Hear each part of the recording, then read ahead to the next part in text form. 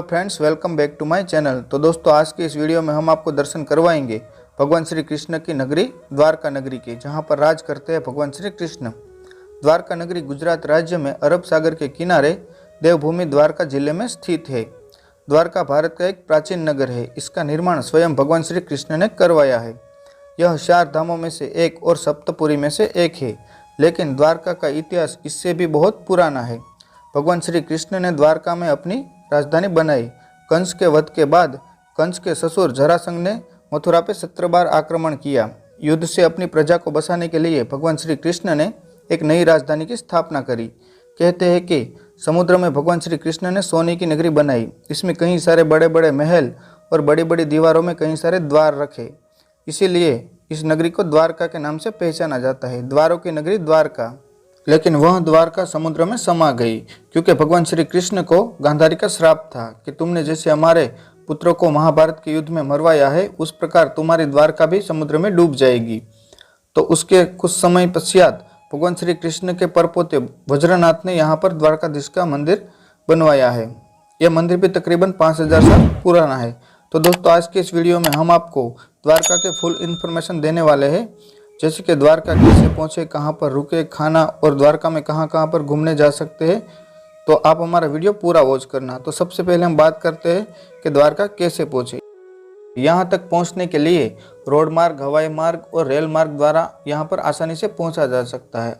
अगर आप by train आना चाहते हैं तो द्वारका तक ट्रेन आती है। अगर आपके शहर से द्वारका के लिए ट्रेन नहीं है तो आप अहमदाबाद या फिर राजकोट तक बाय ट्रेन आ सकते हैं और वहाँ से आपको द्वारका के लिए ट्रेन मिल जाएंगी। अगर आप रोड मार्ग द्वारा आना चाहते हैं तो राजकोट, अहमदाबाद, सूरत इत्यादि शहरों से गवर्नमेंट बसेस चलती है। अन्यथा आप अपना पर्सनल व्हीकल लेके भी द्वारका आ सकते हैं। अगर आप हवाई मार्ग द्वारा आना चाहते हैं तो यहाँ का सबसे नज़दीकी हवाई अड्डा है, वो है पोरबंदर और जामनगर, जहाँ से आप टैक्सी या फिर बस के सहारे द्वारका पहुँच जाएंगे। द्वारका पहुँचने के बाद सबसे पहले हम जाएंगे द्वारकाधीश मंदिर भगवान श्री कृष्ण के दर्शन करने। लेकिन इससे पहले गोमती नदी में स्नान करना शुभ माना गया है, क्योंकि गंगा के बाद दूसरा सबसे पवित्र स्नान गोमती का माना गया है। तो यहाँ पर स्नान करने के बाद हम जाएंगे द्वारकाधीश मंदिर। मंदिर में प्रवेश करने के लिए मुख्य 2 द्वार है, एक है स्वर्ग द्वार और दूसरा है मोक्ष द्वार। अंदर कोई भी इलेक्ट्रॉनिक चीज़ वस्तुएं वर्जिन नहीं है, तो आप अपनी चीज़ वस्तुओं को यहाँ पर बने लॉकर में जमा कर सकते हैं, या फिर यहाँ पर कई सारी प्रसाद की दुकानें हैं, वहाँ पर भी आप रख सकते हैं। अगर बात की जाए दर्शन की टाइमिंग की तो सुबह 6 बजे से दोपहर 12 बजे तक आप दर्शन कर सकते हैं और 12 बजे से 5 बजे तक मंदिर बंद रहता है और फिर से वापस 5 बजे से 8 बजे तक आप दर्शन कर सकते हैं। आरती में सम्मिलित होना चाहते हैं तो उसका टाइम है सुबह 6 बजे मंगला आरती और शाम 7:30 बजे संध्या आरती होती है।